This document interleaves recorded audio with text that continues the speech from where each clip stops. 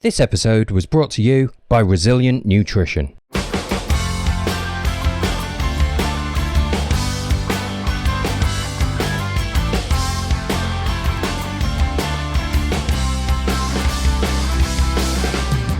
Pals, greetings and welcome once again to another episode of Everything Endurance. It is, as always, an absolute pleasure to have you with us today, wherever it is that you are listening. If you, like me, are UK-based, then hopefully you are healthy and happy and enjoying the wonderful sunshine we've been having recently.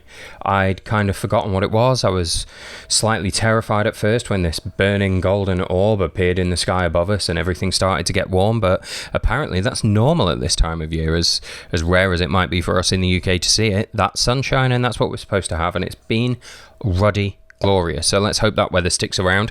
Let's hope that weather sticks around in particular because we've got some great events coming up at the moment. Right now, as I speak, Sabrina Vergy is back out having another go at bagging all of the Wainwrights. To really get the gravity of that challenge and what it takes, you should go back and have a listen to our episode we did a year or two back with Paul Tierney when he did the same Wainwright round.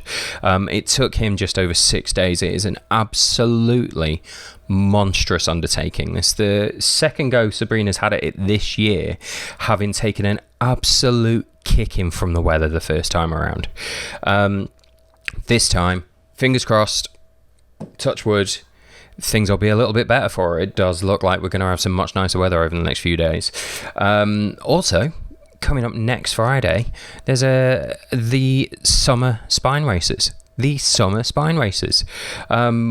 It's just going to be fantastic. A real life big race that's happening here in reality in the real world. I can't believe it. I can't believe it's upon us again. We're going to have a fantastic time adventuring once again along the length of the Pennine Way. I personally cannot wait. I imagine there are a lot of people out there that are going to be dot watching all the way through, as there always is. It promises to be an absolute blast. More on that in a little while. In Beyond the Ultimate news, we've had a good week too. You might have seen on social media, we've posted about the fact that we've entered into a new environmental partnership. This is with an organisation called the Knoydart Forest Trust, who of course we became friends with while we were setting up the Highland Ultra, which is going to take place on the Knoydart Peninsula in October. Still places available, head for the website. The Knoydart Forest Trust have been managing the woodlands in that area since 1999. They manage it on behalf of the community, and since 1999, much of the land on the peninsula is in community ownership. They've been working feverishly away there. They've managed to plant, since they started, they've managed to plant over 600,000 trees in the area. And bit by bit, they are linking the woodland across the peninsula from north to south, and what they're going to end up with is this fantastic belt of woodland where local flora and fauna can return and can thrive after sort of years of mismanagement of the land prior to 1999. They're going to have it's fantastic news for local wildlife. It's good for the local economy. Obviously, it's fantastic for the environment. This is a project that's adding trees and goodness to the world, and we're tremendously excited about that. And it's not just a case that we'll be sort of donating trees for them to put in the ground. That's great. Obviously, we want more trees there. We want to grow these woodlands, but there's a lot of infrastructure that goes around that needs to happen for them to be sustainable. Right down to the basics, fences around them to keep the young trees safe from the local fauna that has a habit of eating the flora while it's young. We're gonna protect them and look after them so that these can grow into grand old woodlands that'll stand for years and years and years to come. So we're very, very excited about that. Anyone who's going to be joining us on the Highland Ultra, whether it's this coming October or next April, you'll be able to see the projects face to face, which is just great. We're going to be giving donations to their projects from across the race series as well, so not just from the Highland Ultra but from all of our races. So we're well chuffed about that. Look them up, Knoydart Forest Trust. Have a look at the work they do. They're a fantastic organisation. I think we'll get on to today's guest, shall we? I think we shall.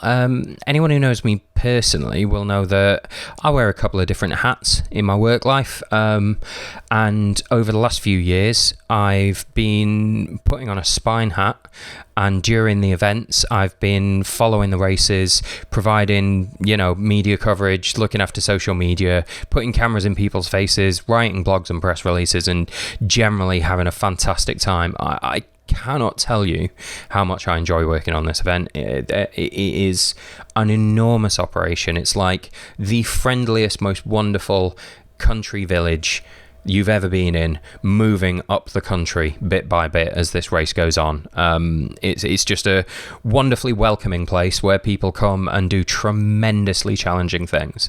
And I can't wait. The summer races are going to happen a week from today. So if you are listening to this podcast, if you are one of our loyal people who subscribes and gets the podcast as soon as it comes out, then literally a week today, the summer spine races will be taking place. Today, we're going to talk to one of the two people that founded this event, that set up the very first event.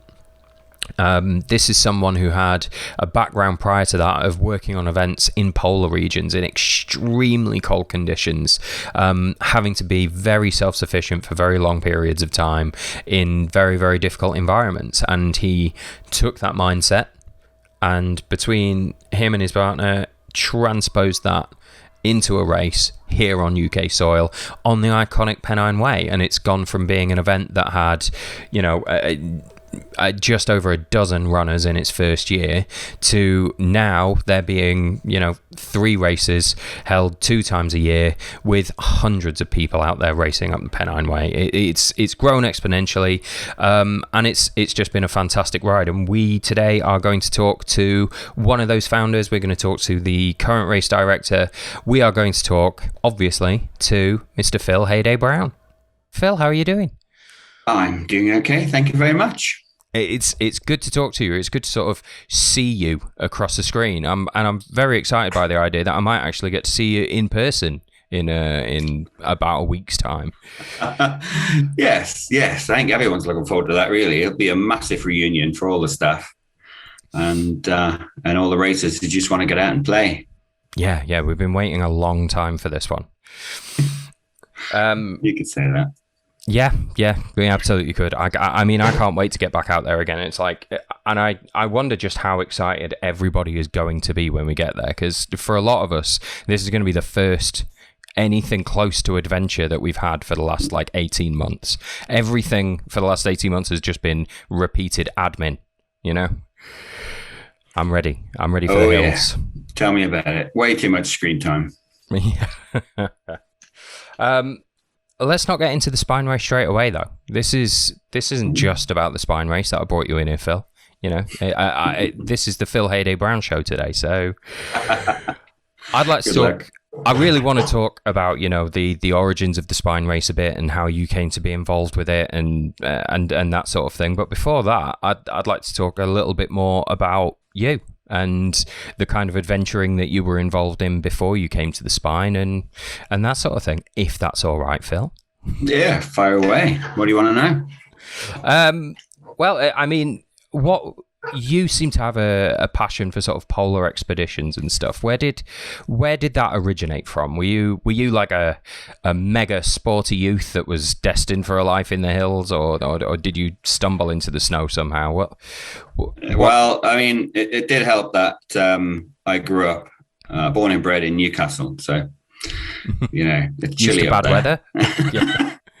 Absolutely. Well, I've always been into the outdoors. I didn't find the cold or the real cold till 2001, really. But yeah, always climbed, sailed, kayaked, that kind of stuff. Always been doing the outdoor stuff.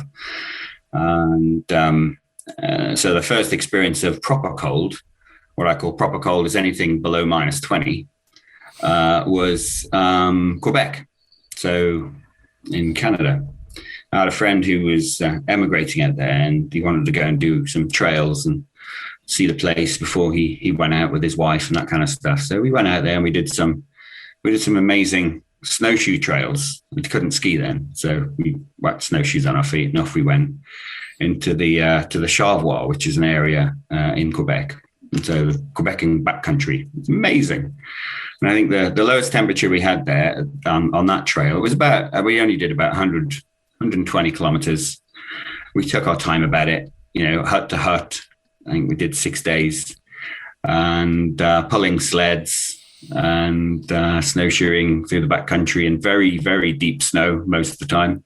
Wow. And lowest temperature was minus 35 degrees Celsius. So yeah, it was a brutal introduction to real cold. Yeah, it sounds it. I think there's a chance that through the years, Phil, you might have lost a little perspective on what counts as just a jaunt in the hills, which is what you made that sound like initially. We just went off for a bit of a wander, 120 kilometers, minus 35 degrees. Yeah, that was great fun. Yeah, there was 4 of us doing it. And back in those days, I used to work for Cotswold Outdoor. So I worked in the gear shop, so we had plenty of gear, and they also sponsored the trip, so we had plenty of free gear. So that was the best good. kind of gear. Absolutely. No worries. Well, that trip seemed to have ignited something in you, because you've done some sort of serious polar exploring since then. So wait, go on. How did that come about? Well, so after that, I got a bit of a bug for the cold. So I like this. It's fresh, it's clean, and when you get out of the trees and out of the tree line type thing, there's an amazing barrenness about the place and the beauty and all that kind of stuff. I could wax lyrical for ages about that, but I just loved it. So we went back the next year, but this time. I went back and I took 2 chaps with me, and they were doing this crazy race to the magnetic North Pole. And I was working on a team build event, because I used to do a lot of team building. So I was running a quad bike course, and I was working with this chap, and he was telling me about this crazy race he's going to do up in the Canadian Arctic, in Nunavut, so Inuit land, or Eskimo land, however you want to say it. And I was telling him about my Quebec trip, and he thought, oh, that sounds like great training for his race. So I organized the kind of a trip for him to come over with his teammate, and they come over. And again, we were up in the Quebecan backcountry, a bit further north this time. And we planned this amazing route up through the hills at the tree line, across some barren land. And, we got one day into that, and yeah, his teammate just wasn't coping very well. We had one night under canvas, dropped down to about minus 40. Cheeky. Yeah, pretty chilly. And his teammate got frostbite. Oh no. Yeah. So we came off the hill then, and we regrouped in the cabin, and decided there was a lake nearby, so we went out to the lake for the next few days. The guy with frostbite, it wasn't severe frostbite, it was recoverable frostbite, but he couldn't get it refrozen, so he had to just stay in the hut, and we went out and played. So we had a good week of playing. My first taste of kind of proper frozen ice. It wasn't sea ice, it was lake ice, but it was still, it was pretty extreme. And so after that, we came home, and this guy then asked if I could help him with a few PR stunts and whatnot for his race, because he's raising money for it. So we did crazy things like pulling a jet down a runway using the harnesses you used to pull sleds, that kind of stuff. Just to raise awareness and a bit of PR for the race he was doing. Brilliant. Then I took him to the airport, took him to Heathrow, said goodbye. And then a month later, he came back and he had a horrendous time. He said it was so badly organized that he was going to do it himself, because he was in the event world. So he thought, right, I'm going to do that. I'm going to show that organizer how to do a race. So Polar Challenge was born, and he asked me to come work for him. So that was in 2004. We did our first race. It was on TV. It was on BBC. There was a a whole series of shows that the BBC were doing at the time. It was called the Challenge Series, and they got a normal Joe from the high street who went off and joined an extreme team. Some guys were climbing Everest, some guys were canoeing down the Amazon, and this guy joined a team who was doing a race to the magnetic North Pole. And that was on BBC in 2004. Great show, hilarious. I think we had 6 teams start, 2 teams finish, 300 nautical miles over sea ice. Wow. With polar bears and open water and all sorts of stuff in the way. And that was my first introduction to proper Arctic, proper kind of Inuit Arctic, if you like, with, stayed in igloo. We did all the normal stuff you do. And working with Inuit, it's just amazing. I learned a lot from Inuit guys.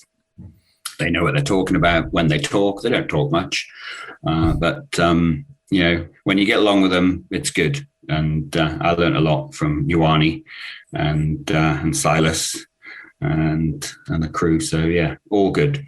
And then from there, it was just repeated year after year. 2005 was a big year. 2006, 2007, we did Top Gear. I thought so. I seem to remember you mentioning that at some point. Yeah, so Top Gear came out and did their race, car and a dog team. So we were the kind of the team who set that up for them. 2008, and then 2009 we didn't do it because we did a race to the South Pole. Got to change things up a bit, haven't we? And so I was part of the organising team there. And then it turned out, it was like 2 months before we were due to fly down to Cape Town. The boss decided that there was a team of 2 and needed a third. So he said, right, Phil, you're going to fill in. So you're going to join this team. So I had a couple of months to train for a 520-mile race to the South Pole. Luckily, I trained anyway, just to keep ticking over. A race by what means? Like on skis. Okay, so that's a serious distance to cover across pulling country. sleds. Yeah.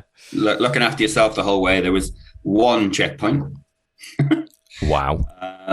So that was in the middle. So the warm up was interesting. So we had 110 miles of acclimatization. We all stayed together. And it took I think it took 8 days, and we had 3 storms where we were stuck in our tents for a little bit. And then we got to the area where we were supposed to get picked up by an airplane. So I heard supposed to there. That doesn't sound very encouraging. Yeah, so we hadn't gone far enough because the storms from the plateau kind of whistled down to the coast, and we hadn't gone far enough to get out of that kind of storm cycle, if you like. And so we had to do another day. I mean, it's like 20 miles or something we had to do to get to the position where the plane could get in. Which was a bit of a logistical feat. It was on skis, and the weather had to be good where it was taking off. It had to be good where it was landing to pick us up, and it would also had to be good to land where it was dropping us off. So all that weather has to be in the right place at the right time. So we were stuck in our tents for about 3 days, just waiting for the plane, really. Oh my days. But the temperatures weren't that bad yet. I mean, it was probably between minus 50 and minus 25. So not crazy. And, when the sun's out and there's no wind, that's t-shirt weather. Sounds mad, but it is. It's kind of, the sun is so strong that it reflects off the snow and ice as well. So you got to be careful. You get burnt very easy. So we had a bit of a giggle there, and we played frisbee and cricket and football and all sorts of stuff. And this was also on TV. BBC aired this in 2009. It was called On Thin Ice, and they were mainly following one of the teams who were in the race. And that was Ben Fogle and James Cracknell and Dr. Ed. So they had this whole process of the training and that we put them through. So they came out to Norway, they came out to Austria and did the crevasse training and all sorts of stuff. So to go along and do that. And then they were part of the race. So we had 7 teams. Crazy mix of people. So we had obviously the celebrity team. We had a team of Marines. We had a team of Norwegians. We had us, and it was me and 2 others who'd done the Polar Challenge. So they did the race to the magnetic North Pole in 2005, and they'd sign up to this one.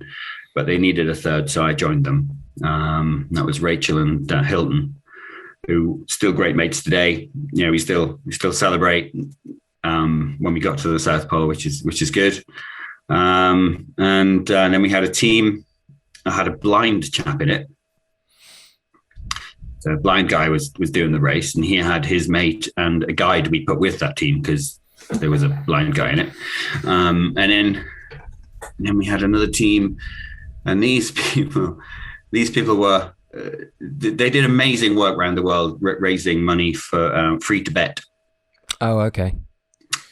And they were a bit hippie-ish, you know. They had crystals and they believed in kind of power lines and on the planet and all that kind of stuff. And they put crystals in circles and chant, that kind of thing. Did that help at all with the cold? No, they dropped out. They didn't finish. So crystals possibly not effective against Antarctic conditions is something we've learned there. But no. I mean, they did the Polar Challenge as well, and it didn't help with polar bears either because they had a few encounters of polar bears. Good God. Yeah, so that was 2009, and then 2010 was my last year with Polar Challenge. And then I left and set my own thing up. And in 2013, I took some chaps to the geographic North Pole. So you have been to both poles? Yes. I'm insanely jealous of that. Before I did the Ice Ultra a few years ago, I got really bogged down in reading about sort of Raoul Amundsen and Shackleton and stuff like that. And I mean, obviously, Amundsen's stuff is utterly brutal, a lot of the conditions he went through, but I still couldn't shake it out of my head that I really wanted to get there and see it for myself. And there you go, you've done it. Absolutely. I mean, it's a case of just what we did with Polar Challenge. We kind of broke the mold, if you like, because before we did that race to the extent we did it, that kind of expedition or that kind of race was seen as quite, it was limited to just elitists. So it was kind of an elitist type thing that most people thought it was, but we proved it wasn't, because the people who did the Polar Challenge, we had everything from students to housewives to multimillionaires. Yeah, so we had a massive kind of you couldn't find a genre, you couldn't find a group of people for it. There wasn't. You could just sell it to anyone, and it wasn't cheap. No, but some people just wanted to do something amazing. I think our tagline back then was, ordinary people doing extraordinary things, that kind of thing. Awesome. But I always say, what is ordinary? Ordinary, some people isn't so ordinary, but, we just had these amazing people doing this, and that, and most of them did this and didn't do anything else, but a lot of them went on to do, amazing things. It's Felicity Aston, who did the race in 2005 in Polar Challenge. Then she came to work for us. Then she went on to do all sorts of other things. She took a whole group of women from the Commonwealth to the South Pole. Amazing. And she did a full crossing of the South Pole. She's wrote many books. She's flying now. She's great. And one of her teammates as well, actually, Tori, she went off and was the first Welsh lady to climb Everest. So what the Polar Challenge did for a lot of people was to give them the confidence, and the self-assurance that they can go off and do practically anything they want to do. And a lot of people did that. Incredible. Right. Absolutely amazing. Well, speaking of ordinary people doing extraordinary things, I guess we must now be coming up to the point in your story where the spine race comes in. Well, yeah, but when I left Polar Challenge, I should go back a little bit more. Actually, in 2009, when we got back from the South Pole, we decided that we were going to set up our own production company.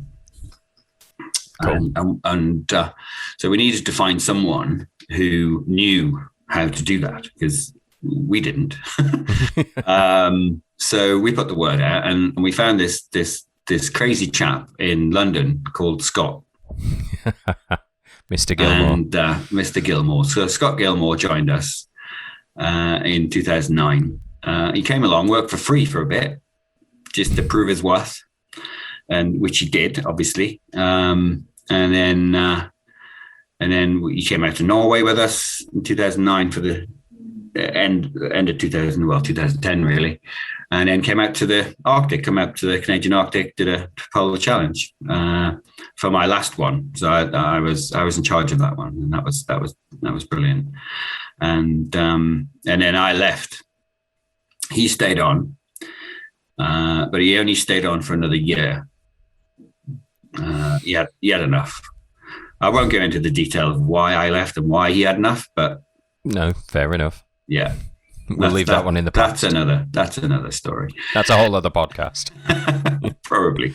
And then he left, and he called me up and said, do you fancy doing something in the UK?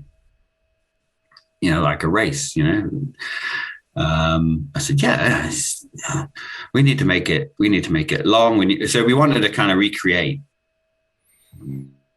up in Canada, Polar Challenge. We wanted to recreate that in the UK. So we looked around and we found the Pennine Way. No one was using it. It was long enough. It was, it seemed brutal enough. And then we decided to do it in January. So, it would be cold, which is what we wanted. And our kind of naive dream, if you like, was our naive vision was that the race was going to be all white. Yeah. So we'd use skis, we'd have ski sections, and people can pull sleds, we'd have snowshoeing, all that kind of stuff. I mean, I can't remember when we last had a white Christmas, Phil. There was a lot of optimism there. Well, we thought we're in the hills, we're in the Pennines, and it's up north, so. So that obviously that changed, because reality hit, and it was muddy and wet and just brutal, really. But it captured the imagination of a lot of people, and I don't think there was anything quite like that around at that time. And people just thought, wow, this is just mad. Let's have a go at that. And the first year in 2012, so we spent most of 2011 kind of recceing and planning and organizing all that kind of stuff. And in 2012, we put it on. I think we had 15 people in total in the two races.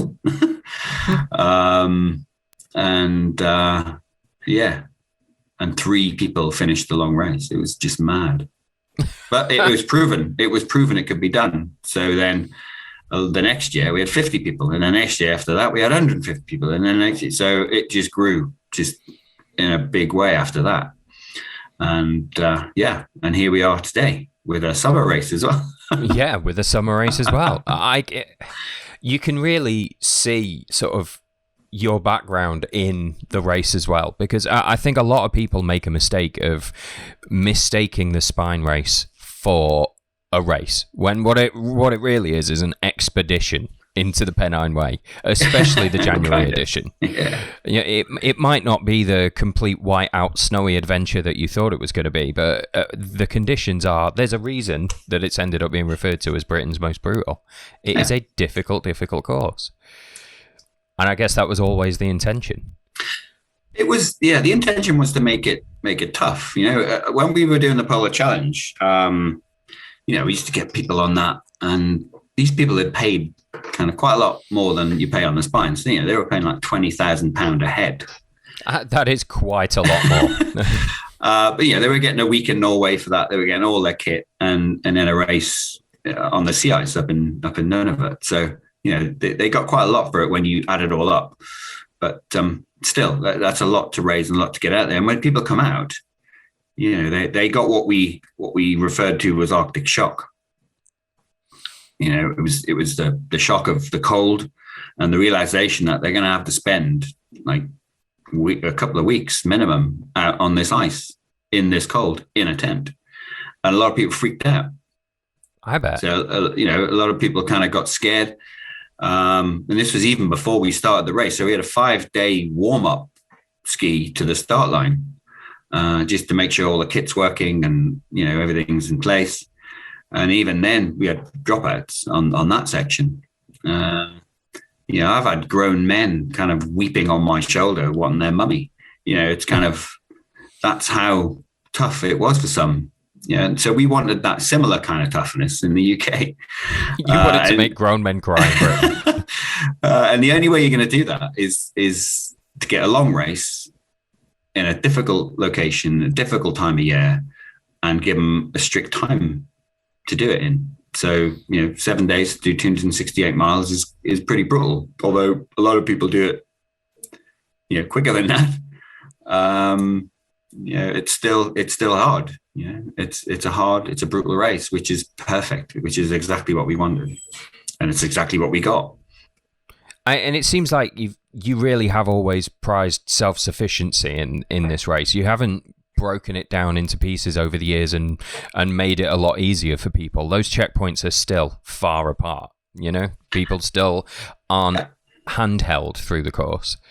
They're not. No, I mean, we want to be instilling that kind of thing on the race. With the whole self-reliance.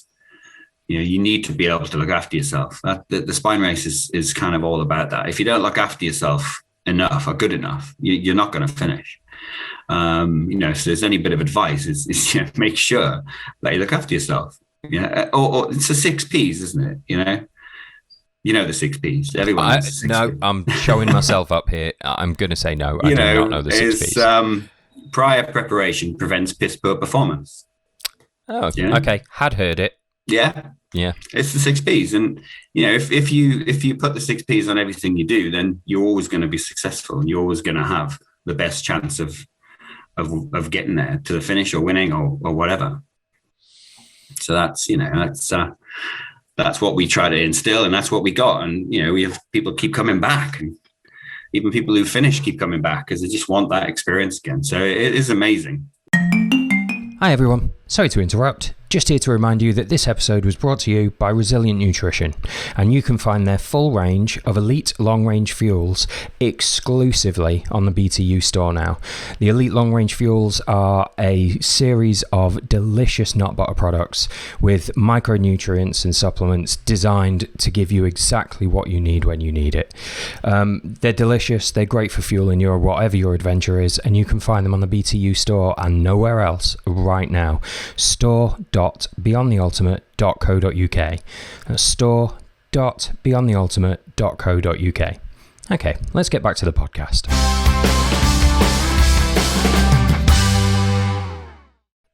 You have had people come back over and over again, which you were just alluding to. And I've seen people who've done like 5 years in a row of this race.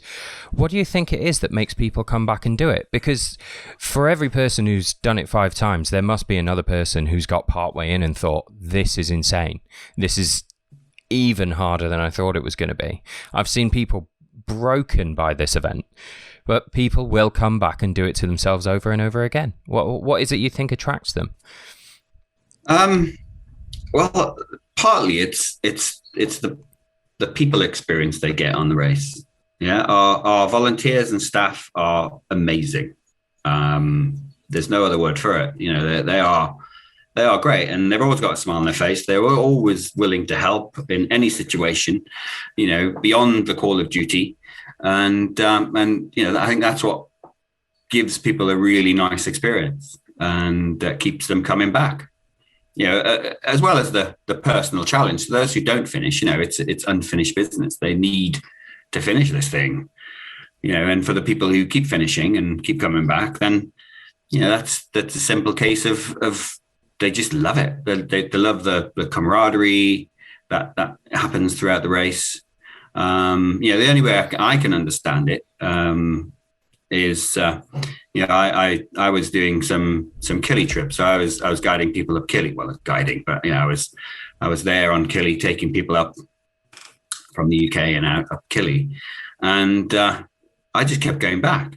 So one person had to hook up. So, well, why do you keep going? But you've been to the top. It's a mountain. You've been to the top once. It's fine. Why do you keep going back? I said, well, because it's the people. Yeah, it's the African guides and porters and people you meet. They make it such a special experience that you just want to keep experiencing it, and that's kind of the way I can see what's happening with the spine. So, I'd have to agree. Like, as someone I count myself lucky enough to have been involved in sort of 3 of the winter races now, working on the media team, and I've never met a group of people like it. There are about 3,000 people in the private Facebook group behind the scenes, and everybody is involved, has an opinion, are talking to each other constantly, and that's between races. During the events, it really does feel like we're moving a little village up the country. Yeah, everyone ends up getting to know each other. Yeah. No, it is special, and it's proven that way, and more people want to do it, so it's becoming more popular. So it's really nice. Nice to be involved with that. It really is. What are some of the more memorable moments from over the years at the Spine? You've seen a lot of people cross that line now. Gosh, there are so many. Times, the memorable ones, I guess, are the times when we've had to kind of stop the race or postpone it, or in between things. We've had the windy year. We had the snowy year. And we're about to have a COVID year. So it's those times that I remember the most.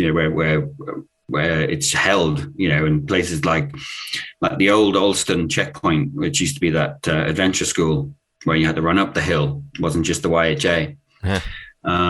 Some people remember that nice hill. And, there was once when we had to stop the race, and that place just became so full. It was unbelievable. People sitting, sleeping everywhere and eating the whole place out of all the food we had. It's hilarious. But it's those times which are quite memorable, and some of the memorable finishes. It's a lot of emotional kind of times at the finish line.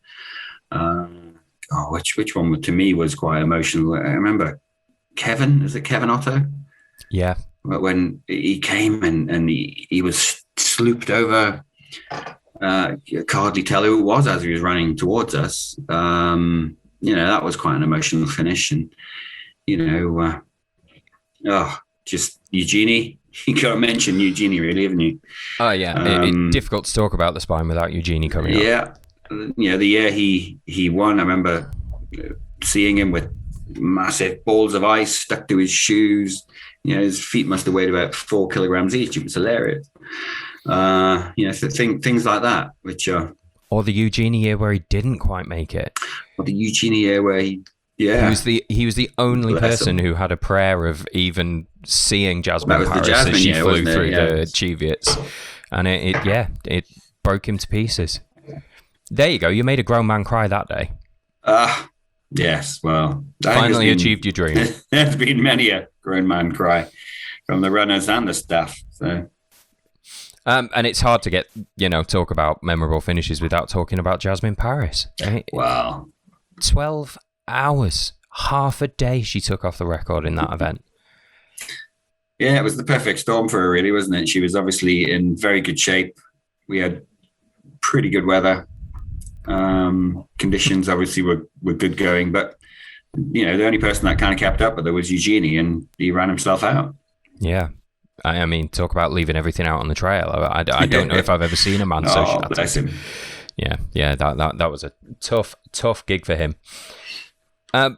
One thing I wanted to ask, I had it scribbled down here in my notes as something that I've been wondering about.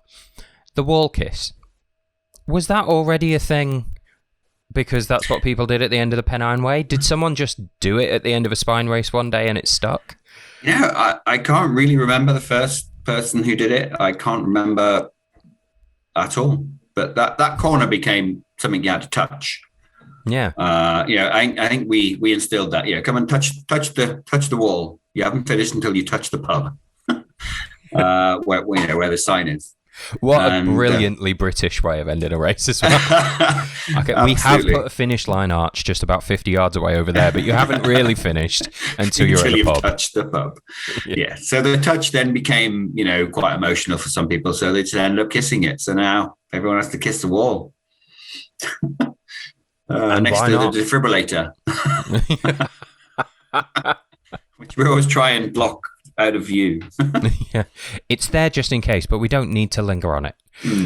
No, fair enough. Obviously, there'll be no wall kissing this year.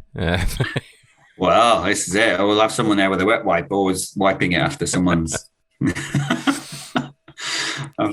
kissed it. So yeah. You've got to be excited about getting the race back on again this summer. With this episode, we're going out like a week ahead of the spine race. Yeah. Are you looking forward to this? I am, absolutely. Just looking forward to getting out and doing something. It's been too long. It's been way too long.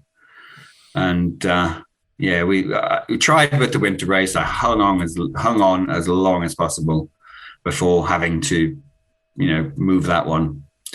And the whole country went into lockdown, so there was nothing anyone could do with that. So, this is going to be great. It is going to be a lot of fun for the staff. It's going to be a lot of fun for those who just want to get out and run, So it's looking forward to it. Yeah, no, I bet. And I mean, it's a very different affair doing it in summertime compared to the winter race you originally envisaged. But I think it's fair to say that nobody should come into this thinking that they're getting an easy run of it just because it's June and not January. No, not at all. The first summer race we did, I think we underestimated what the British weather can do. We had people with hypothermia coming off Crossfell. In the first summer race because it just rained all week. Add a bit of wind, add a bit of altitude, and you've got pretty damn cold temperatures. And they're not carrying the same kind of compulsory kit list that we make them carry in winter. So it's kind of there, but we haven't had a year since that first one similar. So the other years have been relatively hot. And I think we're going to get a quite hot one this time as well if the weather keeps up the way it's going. So plenty of water on course is what we need to be doing. Plenty of suntan lotion on the runners. Yeah. Wear your hat.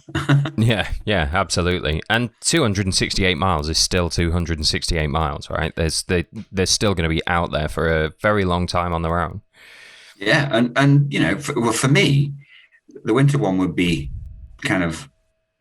I say this with, with gritted teeth, it would be relatively easier than summer because running in the heat would just kill me. I just couldn't do it. Heat is just, I can't handle it. Whereas in the cold, you run, you stay warm. So this is it. This is why you specialize in Arctic expeditions and not desert expeditions. Yeah, probably. Yes, indeed. So that's why I love the cold. No, good stuff. And I'm really glad to hear we're going to get back out there and we're going to see a race this summer. It's going to be fantastically encouraging to see a spine race out there. I think the spine has had some effect as well in sort of raising the profile of the Pennine Way over the years too. And you've attracted some runners too that have raised that profile again with your sort of Damien Halls and John Kellys being attached to the race. I think as a community, it does a tremendous amount of good for the Pennine Way and for the outdoors. Would that be fair to say? Absolutely. Yeah.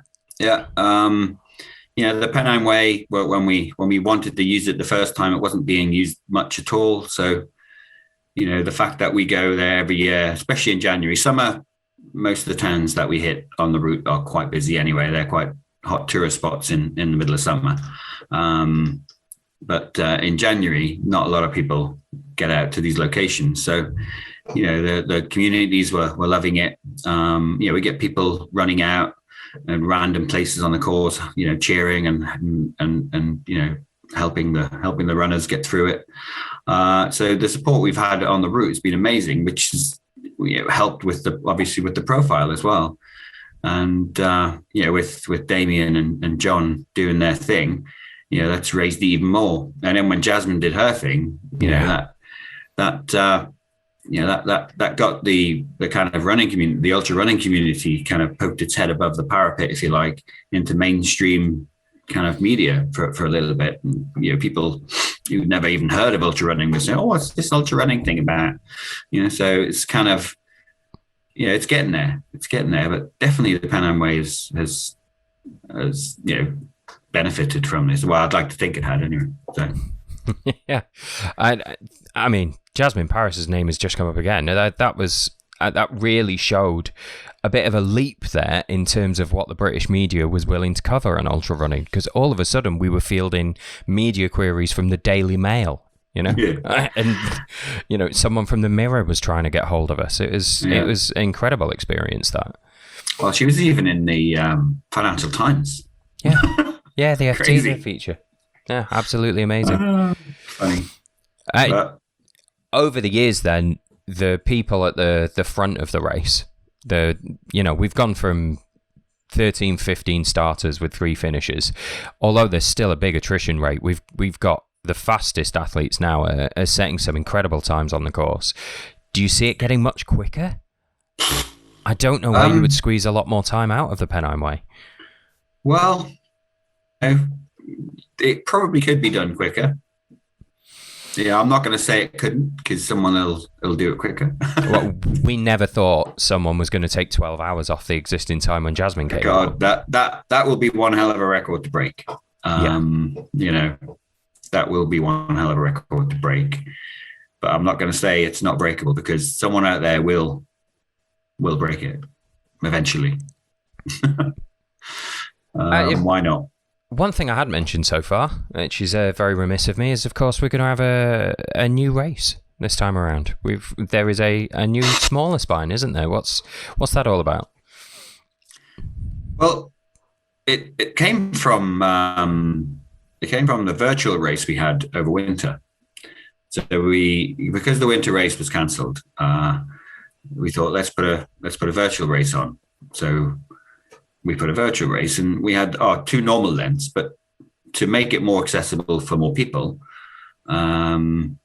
we decided to do a short one as well. But on the virtual one, the sprint was a marathon. I think it was marathon distance. And but on the actual race day, it's going to be it's one section. So it's from checkpoint 1 to checkpoint. Well, it's from start to checkpoint 1. That's still a 46-mile difference there. It's still a bit of a beast, absolutely.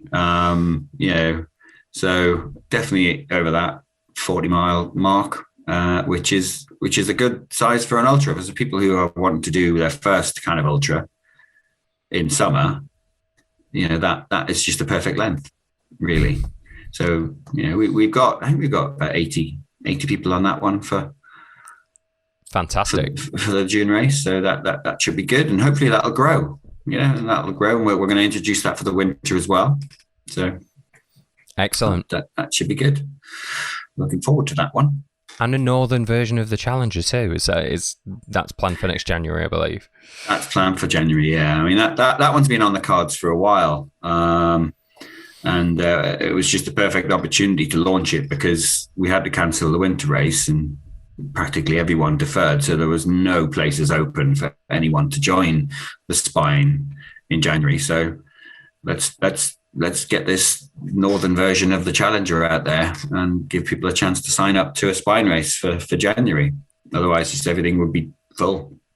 So for anyone listening to this who somehow doesn't know much about the spine, what's the Challenger compared to the full spine race? Okay, so we've got the original 2 length races. So there's the what we call the short race, which is the Spine Challenger, and that's 109 miles. Short. So not that short. But in comparison to the long race, which is 268 miles, I guess you could argue that it's shorter. So the Northern Challenger is going to fit very much into the sort of medium race category then. Yeah. If someone was looking to do their kind of first 100 miler, if you like, so moving up the scale. And then the Northern Challenger came. Many people have done the Challenger, so from Edale to Hawes. So this is a way of introducing the northern section to all those who still don't want to run 268 miles, but can do 160 miles. So they get to experience the northern section of the race from Hawes to Kirkgetton. So it's a good opportunity for that to happen, which is where the original idea came from. And then like I say, this COVID situation has spurred us on to then release it for January. So, let's hope it works. So here we are. We're looking at Challenger North, full race, sprint, and like 80 people on the new sprint, but more than 100 people on the other races as well. When you had 15 people on the start line back the first time around, did you have any idea that it would blow up like this? No. I mean, we knew we had something quite special. A lot of the guys who were working for us on that first one were, it was like, this is good. This is really good. This will be big. We were like, let's hope. Me and Scott at the time were still, doing other things to work, polar stuff and whatnot. Hence, we did North Pole in 2013. I was still doing that kind of stuff as we were still doing the spine, because the spine was relatively small. And grown to the size it is now, it's amazing. But back then, we had no idea that it was going to take off like that. No. So, wow. Pretty mad. But it has spurred us on. There's a definite appetite out there for this kind of thing, and that spurred me on to think of getting back to my roots and getting back to doing proper cold races. So, moving forward, I want to have a spine race in all the different cold areas of the world, so we're going to have a cold race in Scandinavia. We'll have a cold race in Siberia. We'll have a cold race in Greenland, and hopefully we'll get another cold race to the magnetic North Pole. Fantastic. Yeah. Well, I really hope that comes together, Phil. I definitely, as I've mentioned earlier in this, I would love to see one of the poles at least. Yeah, well, I'm going to have to learn to ski. You know what? Skiing, that kind of skiing, you don't really have to learn to ski. It's not that hard. It's, especially for a pole. If you're doing hills, then there's a little bit of difference, but. If you're just skiing over sea ice and a bit of ice rubble and that kind of thing, then you don't really need to know how to ski. Just strap them to your feet and shuffle off. Well, fair enough. Well, Phil, on that note, I think I'm going to leave you. We're a week out from the race as we record this, and I'm sure you've got a million more important things to be doing than chatting to me this morning. Just a few. Yeah. I quite imagine, but thanks very much for taking the time, and I really look forward to seeing you in Edale next week. Yes, that should be one hell of a party. Definitely. Well, thanks very much, Phil. You enjoy the rest of your day. Thanks for having me.